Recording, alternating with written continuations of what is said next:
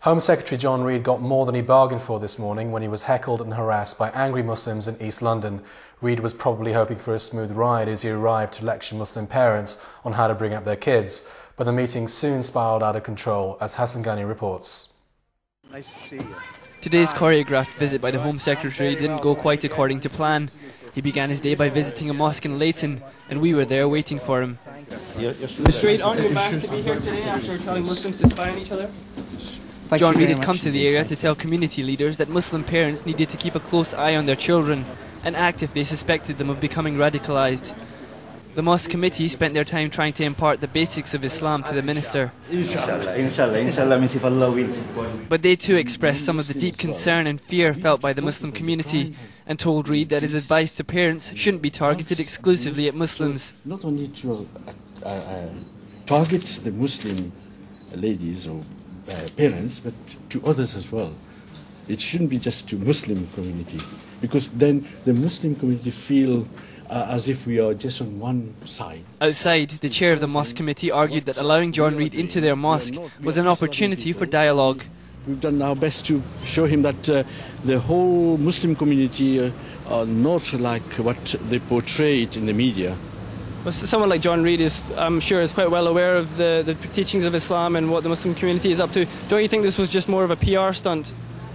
Even if it's a PR not, we have said in the past our mosque is open, and the council asked us if they can bring him here, so why not? Well, some people say that John Reid, who's former Defence Secretary and he's Home Secretary now, he's passed several laws which some people say target Muslims specifically. He's been responsible for some wars. Don't you think you're just giving this person a platform?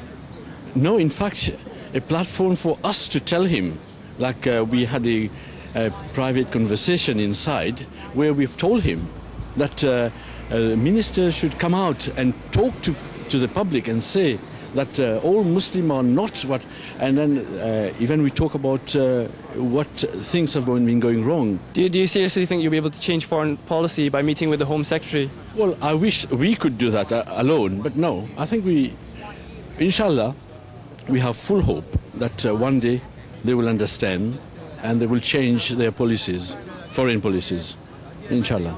But other members of the community had their reservations regarding the visit. Mohammed Kamran is a local resident and prays at the mosque. We're being told to spy on our children as if there's actually a problem within our community of terrorism. Drugs, teenage pregnancies, a crime.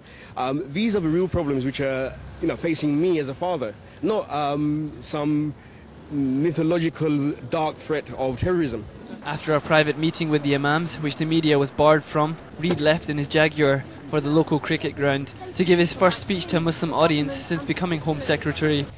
It's here that the choreography of the visit began to fall apart.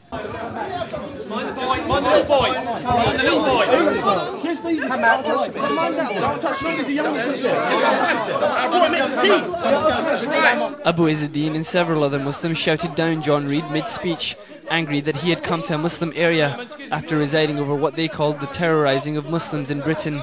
The reason why we're here today, because we're not going to fall for the policy of the British government. We're not British Muslims.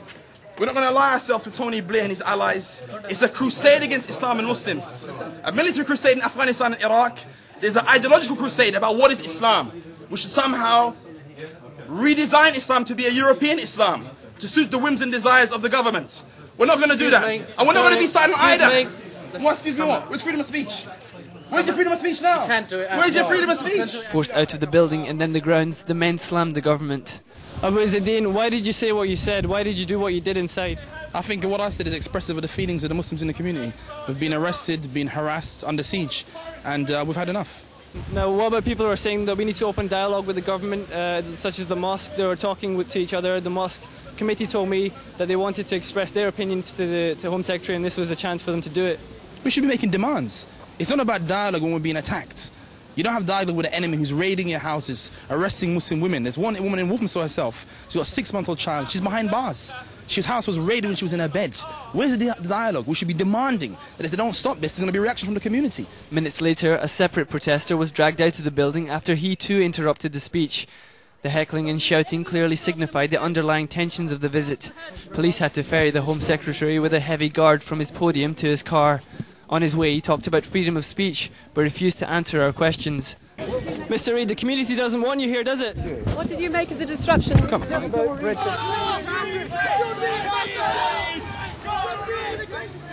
The Home Office had been hoping to show itself shaking hands with the community here, but instead the visit has opened up a beehive of anger and resentment. Hassan Ghani, Islam Channel News, Leighton, East London.